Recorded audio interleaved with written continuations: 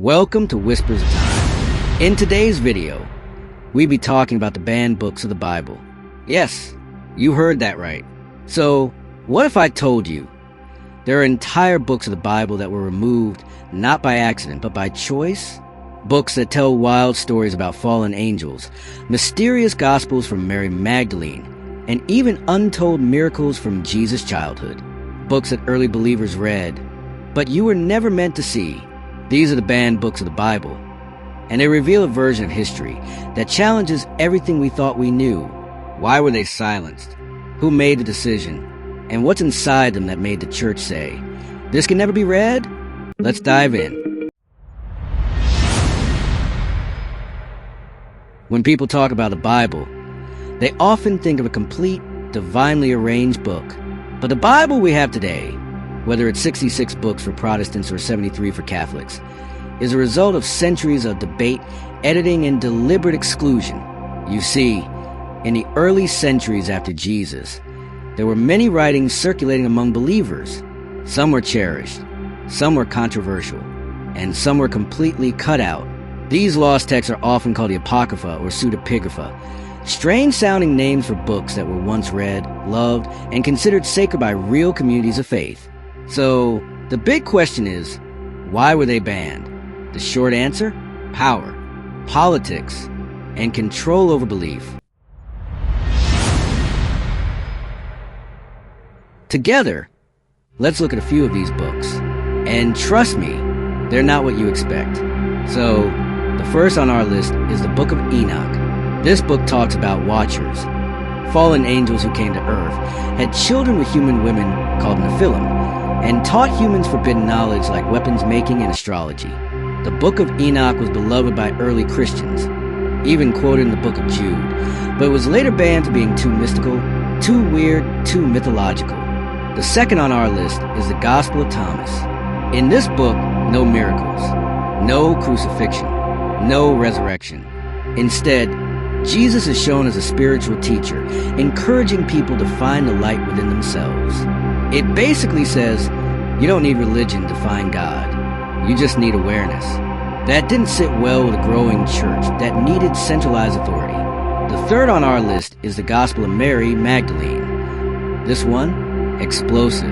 This book presents Mary Magdalene not as a prostitute, but as Jesus' closest disciple, someone who understood his teachings better than the apostles. Peter literally questions why she's allowed to speak, and the others argue over her leadership that challenge not only doctrine, but gender roles in the church. The fourth, which is the last on our list, is the Infancy Gospel of Thomas. Want to hear about Jesus as a child? This book says he made clay birds fly, struck kids dead for bumping into him, and then healed them again, more like a young God learning how to use his powers. Too human? Too strange? Too risky for doctrine? So it was buried.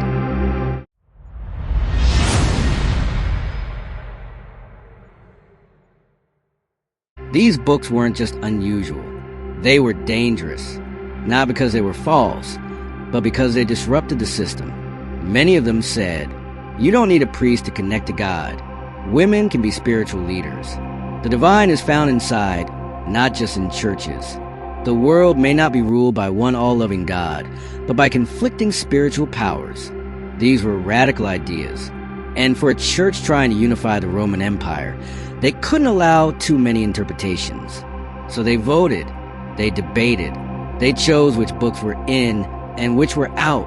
And just like that, spiritual texts loved by generations were labeled heresy. A lot of banned books come from a group called the Gnostics. Gnosis means knowledge, but not just information. Spiritual insight. Gnostics believed the material world was broken, even evil, and that our spirits were trapped in bodies by mistake.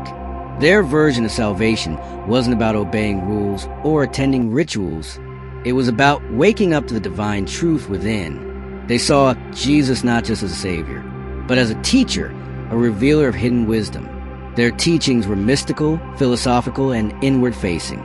But the church needed outward structure, doctrine, obedience, unity. So the Gnostics were cast out, their books burned, their names erased from history.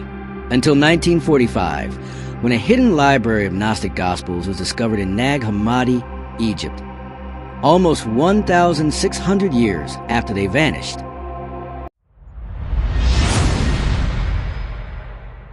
You might be wondering, so what?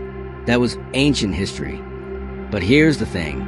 If people back then could decide which truths were allowed to know, what's stopping that from happening today? We live in an age of curated content, filtered news, and approved narratives. So when we see how even sacred texts were shaped by politics, it should make us ask, what else has been edited out of our story?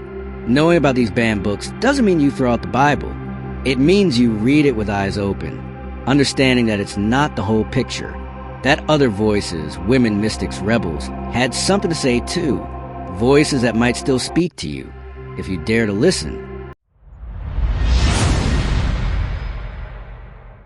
Here's what no one tells you. The early church was messy, human, imperfect.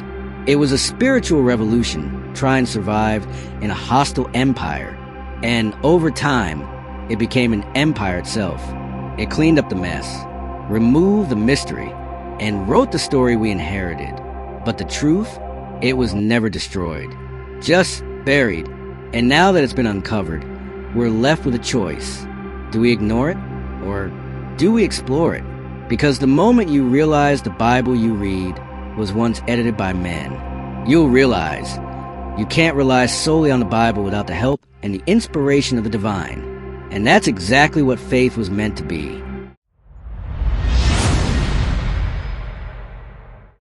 Which of these books surprised you the most? Was it Enoch? Was it Mary? Was it the Gnostic Gospels? Say it in the comments below. And if they all surprised you, kindly say, I read every single one. If you believe truth shouldn't be censored, give this video a like. Bell and subscribe if you're ready for more stories history tried to erase.